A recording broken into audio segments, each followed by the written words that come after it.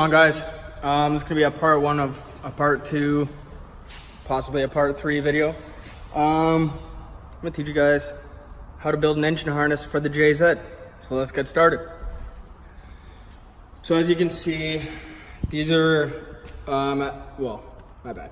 If you watch my last video or 2 videos ago, you'll see when I unboxed my EMU from ECU Master that I did order 2.5 flying leads. So these are all shielded cables right here. They came in the kit. And then here is most of the sensor wires that I'm going to be using, as well as all of this jazz. So the nice thing is all these are labeled. All these purples are all my injector wires. These are all my coil wires.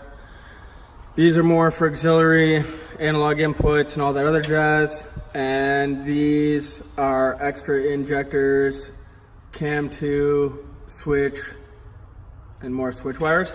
Now, I'm actually using the shielded wire, and this is recommended to use shielded wire for both knock sensors, the crank sensor, and the cam sensor. And that way, they don't have any interference. So what I'm gonna do is I'm gonna start going one sensor at a time. I'm gonna start at the farthest side of the motor, which will be here, over by the alternator, because all of my harness is gonna be coming off this side and then running back into the firewall. So pretty much to figure out the length of wire that I'm gonna be using, I'm gonna run it from, like I said, this side over to see how much I have left. So for instance, I'm gonna start up because I have the coolant temperature over there. I'm gonna wire that one over. I'm also running this auxiliary 6 wire over there for my boost controller. And yeah, so I'm gonna shoot you guys down and we'll get going. Okay,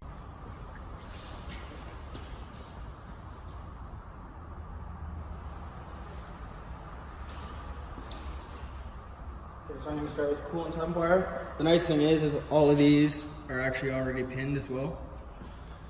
So it's like a little bit easier. So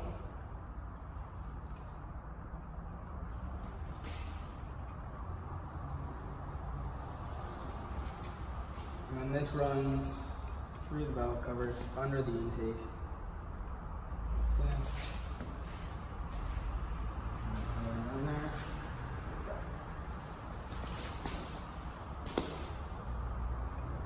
Now I'm going to bring my auxiliary 6 wire over that side as well.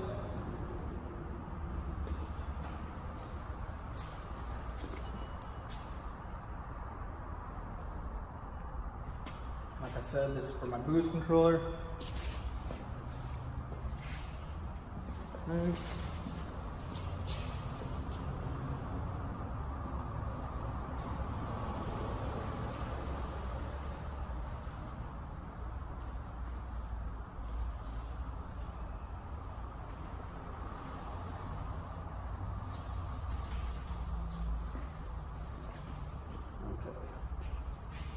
Now for my coolant temp sensor,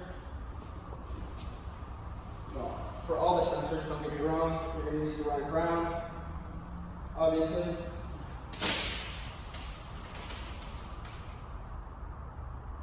Now, ground wires for tapping are not supplied in the kit, so I'm just using an 18 gauge automotive grade wire. It goes down like this, and then I'm going to have a ground block, well not an actual block, but a grounding section where all my grounds kind of tapping together underneath the intake. And those will all tap into sensor ground.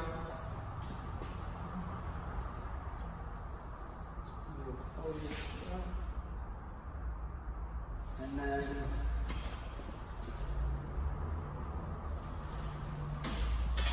I've labeled all of my shielded wires. And for instance, this is for the cam. I have one for the crank and one for the knock sensor. Now, when you strip it, you gotta make sure that you take this braiding and throw it off to the side. All these need to be grounded together, okay? All the shields need to be grounded together no matter what engine, no matter what configuration. Always ground them together. So, I'm gonna grab one for the crank. This bad boy. Now these wires are a touch shorter. That's not a problem.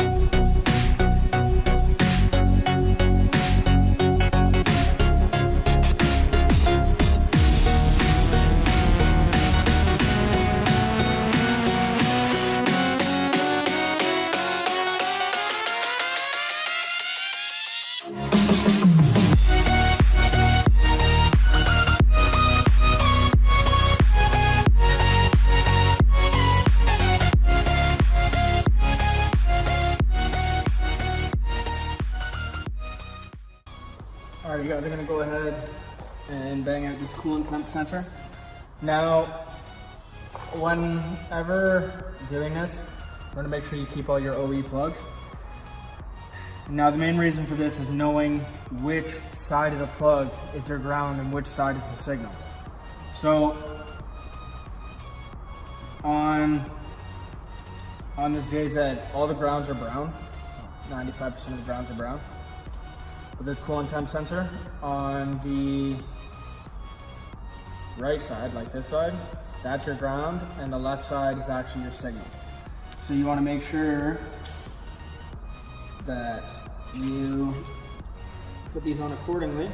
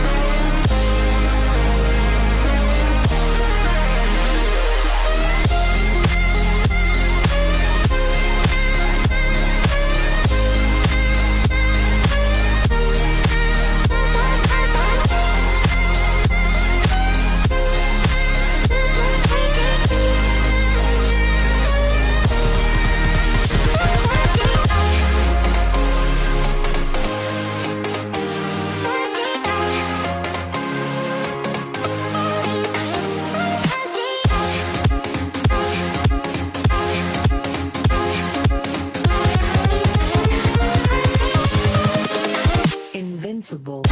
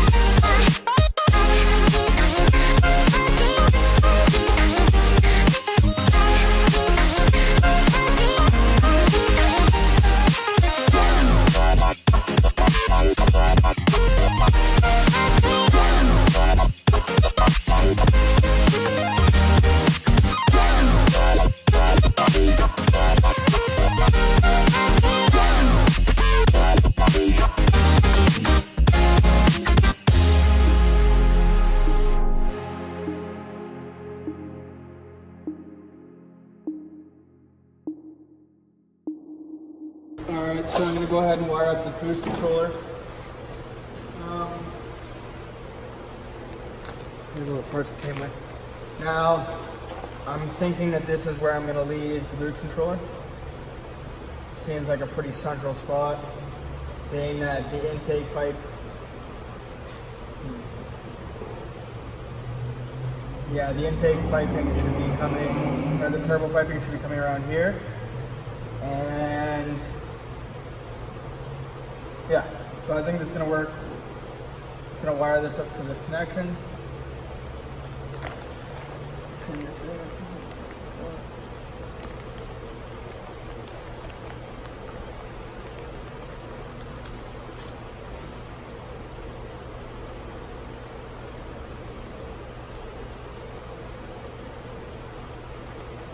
All right.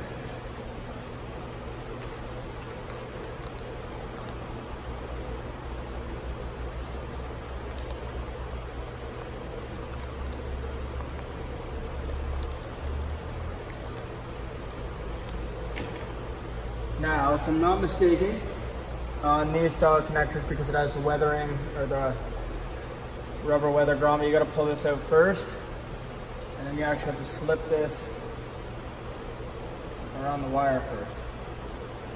So before I put that on,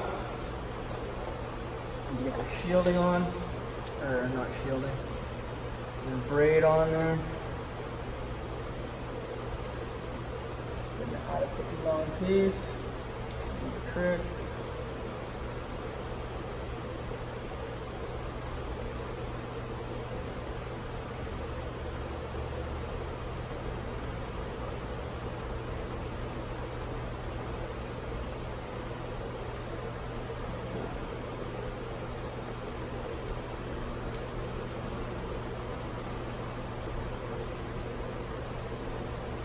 There we go. Too far.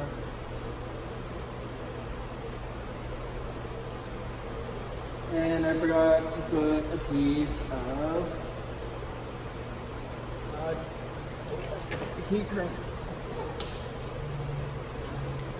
So this is exactly what I said to make sure you don't do. But now I do. So I'll show you. It's a bit of a pain in the ass. It's not too bad. Now if you twist it while going up, you'll find that it won't bind.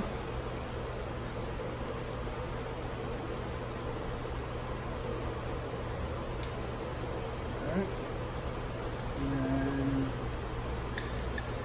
it's on this side.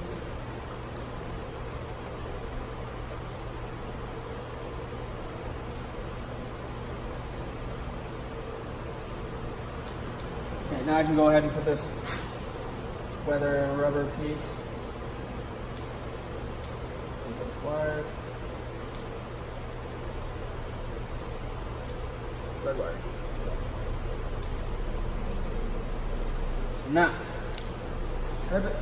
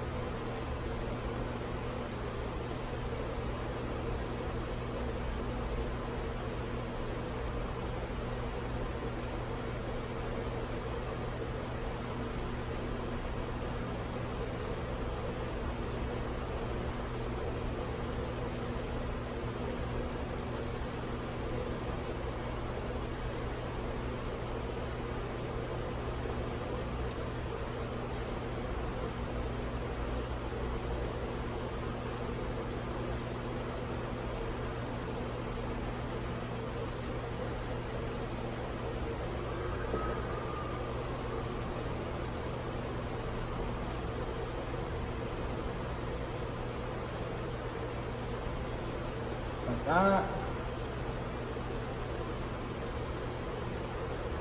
Now, if you've never done this before, it's not that hard.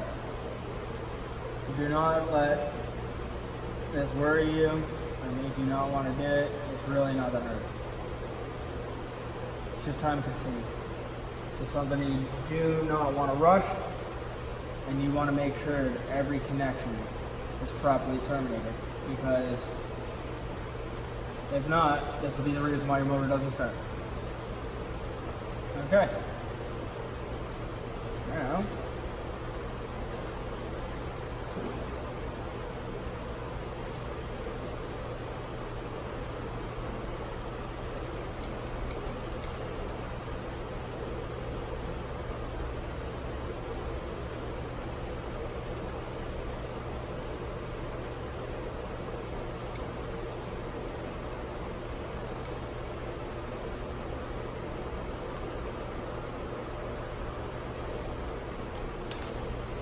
okay, now the only thing that I want to check is just to see what it says in here.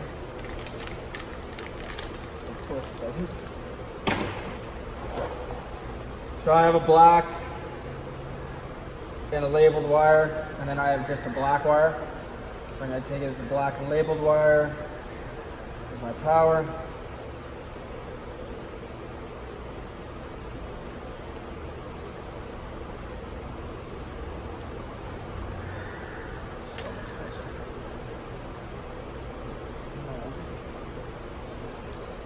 Push this rubber seal back down in. Then you're going to grab your lock. Oh, wrong one. It only slides in one way. Just like that. Done. Take this wire in here like this.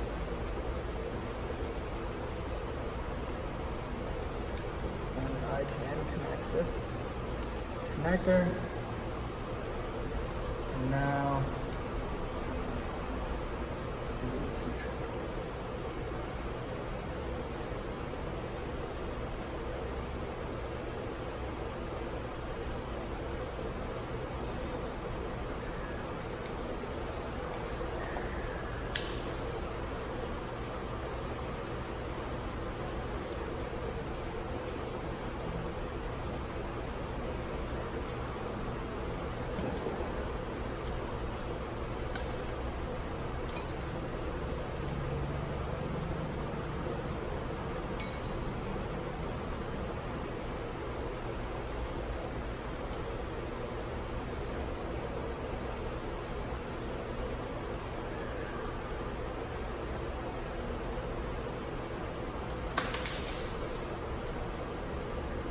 okay. I'm going to tuck that back in there like that. And this is going to be run around, side like this. Sort of jazz.